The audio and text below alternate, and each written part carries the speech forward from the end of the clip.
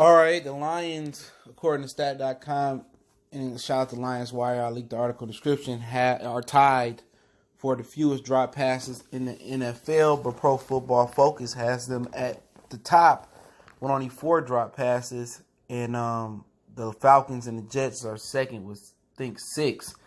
And by the way, Ebron has 4 drop passes already this season through 5 games. So let's talk about it. We back. Motor City Sports Talk. We in the building. Make sure you hit that subscribe button, bell icon button, share the video. And drops have been a thing that's plagued the Lions over Matthew Stafford's tenure. Ebron was a huge guy that dropped the ball. Brandon Pettigrew was a guy that dropped the ball.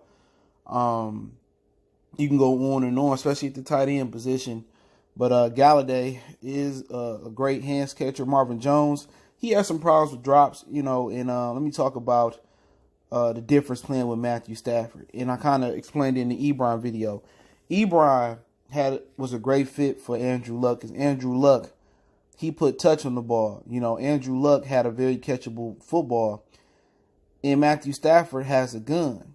So if you're not prepared for Matthew Stafford, arm strength and the velocity of the ball come, at you, especially if you're not a hands catcher, then it's gonna be some adjustment period. But Ebron never adjusted. He just found the perfect quarterback in Andrew Luck that gave him the best catchable ball that he can get. Now Jacoby Brissett is another deal. Jacoby Brissett he got a nice little cannon too, and he don't really throw that feathery touch ball like Luck do. He more like Stafford, not comparing the arm strength, but he got a good arm. But Marvin Jones had some problems adjusting when he got here. He came from Cincinnati, and Andy Dalton got a water pistol. His arm is nowhere near as strong as Matthew Stafford. But now I believe, Marvin Jones been here a few seasons. He's made the adjustment to Matthew Stafford's velocity. And Matthew Stafford, he used to throw a ball like 60, 70 yards, or maybe exaggerating, on a rope. It didn't really have a lot of air on it. It was a rocket. And he's learned to put more air in the ball and put more touch on his deep ball, which has improved his accuracy. And they say in the Lions Wire article, I'll link in the description, that drops are subjective.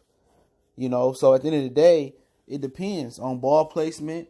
And at the end of the day, if somebody throw a ball behind you, is that really a drop if you don't catch it? Not really. And Matthew Stafford doesn't have the greatest ball placement. But when he accurate, he on, and they catching the ball. Every catchable ball that he's throwing, they catching it. So they need that. So Stafford can't just say, "Oh, it's drops," and you would think it'd probably be more drops because of a new offense.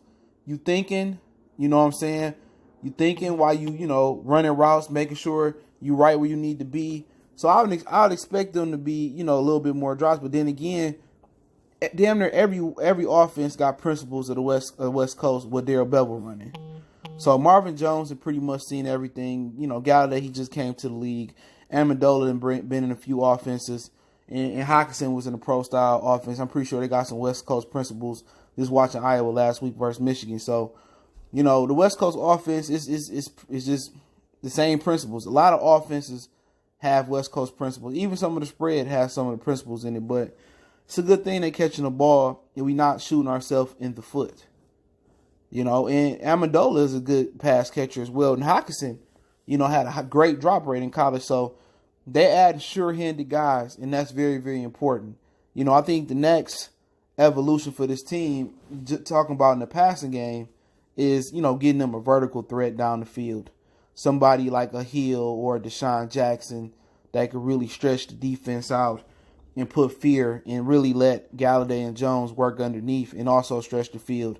So I think that's the next thing. I think if Amendola and Hockenson continue and improve and control in the middle of the field, I think a guy that can stretch the field vertically for the Lions will definitely complete the offense with the running game coming full circle. So I wanted to share that information. Good job for the Lions. They catching the ball. That has been a problem over the other years. But the other two teams that got good drop rates, in the Jets in Atlanta, they ain't really winning a lot of games. But the Jets ain't throwing the ball that much with Falk at quarterback. So Sam Darnold come back this week. But hey, Motor City Sports Talk, link that article in the description. Don't forget to check out the channel, Goodfellas Sports TV. We on Facebook, Instagram, Twitter. Reach out to the email. You got donations, share the video. We go.